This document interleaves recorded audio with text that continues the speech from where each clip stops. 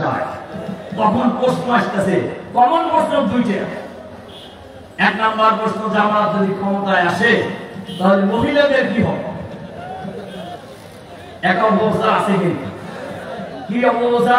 যে জামাত ক্ষমতায় আসলে অথবা ইসলাম ক্ষমতায় আসলে, ইসলামী দলগুলি ক্ষমতায় আসলে মহিলাদের আর রক্ষা নেই।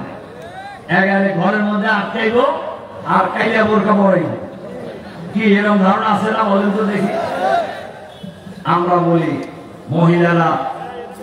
মহিলাদের ব্যাপারে কিছুই করা হবে, তবে যেটা করা হবে মহিলাদের জন্য স্কুল আলাদা থাকবে, কলেজ আলাদা থাকবে, বিশ্ববিদ্যালয় আলাদা থাকবে, বিসিএস আলাদা হবে, অফিস আলাদা হবে, ব্যাংক আলাদা হবে।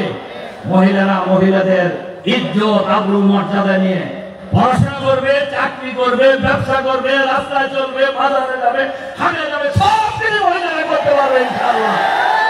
সুতরাং এই অপপ্রচারে কান দেওয়ার কোনো কারণ।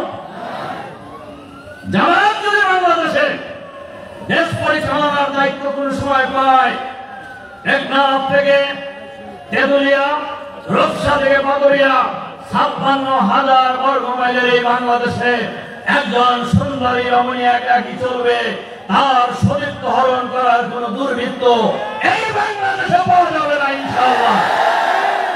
এরকম একটি সমাজ আপনারা চান না? চান কি না?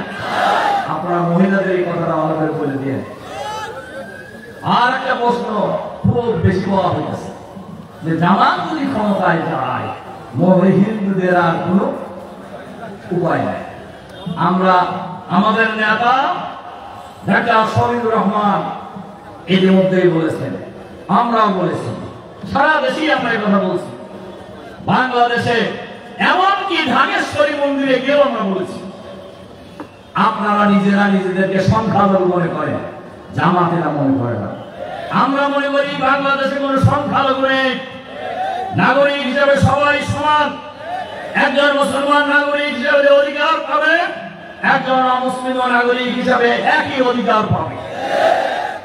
একজন মুসলমান তার ধর্মীয় অনুষ্ঠান পালনের জন্য যেরকম স্বাধীনতা পাবে, একজন অমুসলিম তার ধর্মীয় অধিকার পালনের জন্য সমান স্বাধীনতা পাবে। ইসলামী রাষ্ট্র হলে অমুসলিমদের জান, মাল, ইজ্জত, আবরুর নিরাপত্তার গ্যারান্টি দেবে ইসলামী সরকার। দেখেন সময় বেশি নাই, শেষ করে দেব। দেশ স্বাধীনতা লাভের পর থেকে গোটা বাংলাদেশে 1 ইঞ্চি জায়গা কোথাও খবর পাওয়া যাবে না জামাত শিবির লোকেরা হিন্দুদের জায়গা দখল করছে। দখল যারা করছে তারা কোন দলের লোক? আরো ধরে বলেন কোন দলের লোক? যেটা কথা আছে যে ভোট সব টাকা দেবে, কিন্তু আমরা মনে করি হিন্দুদের, অমুসলিমদের আগের চাইতে এখন চেতনা অনেক ফিরে আসে। ইসলাম তাদের জন্য তাদের জান, মাল, ইজ্জত, আবরুর নিরাপত্তার গ্যারান্টি।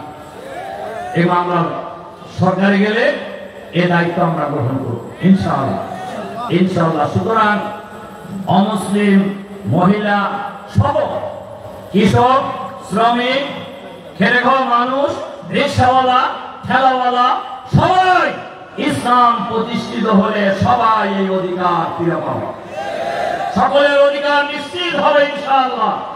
এই ধরনের একটি সমাজ ব্যবস্থা আমরা চাই না? চাইলেই কি হবে? চাইলেই হবে। এই জন্য লড়াই সংগ্রাম অব্যাহত রাখতে হবে। এখন থেকে গ্রামে গঞ্জে, সিরাজগঞ্জ শহর, সদর সহ গোটা জেলায় আপনারা যেখানে এই মানুষ আছে সকলের কাছে আমার এই বক্তব্য আপনারা পৌঁছে দেবেন ইনশাআল্লাহ। আমরা সরকার গঠন করলে কোন দুর্নীতি থাকবে না ইনশাআল্লাহ, কোন দুর্নীতিবাদের আস্ফালন থাকবে না, কোন সন্ত্রাসীর আস্ফালন থাকবে না, কোন চাঁদাবাজির আস্ফালন থাকবে না, কোন দখলবাজ খুঁজে পাওয়া যাবে না ইনশাআল্লাহ। আমরা এই ধরনের একটি সমাজ চাই, তাই না? আজ যারা চাই দল মত নির্বিশেষে, জাতি, বর্ণ, ধর্ম নির্বিশেষে আমরা সকলেই ঐক্যবদ্ধভাবে আমরা সেই দিকে এগিয়ে যাব ইনশাআল্লাহ, ইনশাআল্লাহ, ইনশাআল্লাহ। এই আহ্বান জানিয়ে বাংলাদেশকে আগামী দিনে একটি সুন্দর সমৃদ্ধ আধুনিক বাংলাদেশ হিসেবে গড়ে তোলার জন্য, একটি ওয়েলফেয়ার স্টেট হিসেবে গড়ে তোলার জন্য যার যার জায়গা থেকে আমাদের লড়াই অব্যাহত রাখতে হবে। আমাদের লড়াই চলছে, লড়াই চলবে যতদিন পর্যন্ত বাংলাদেশে একটি সুন্দর, সুখী, সমৃদ্ধশালী বাংলাদেশ গড়ে না উঠবে।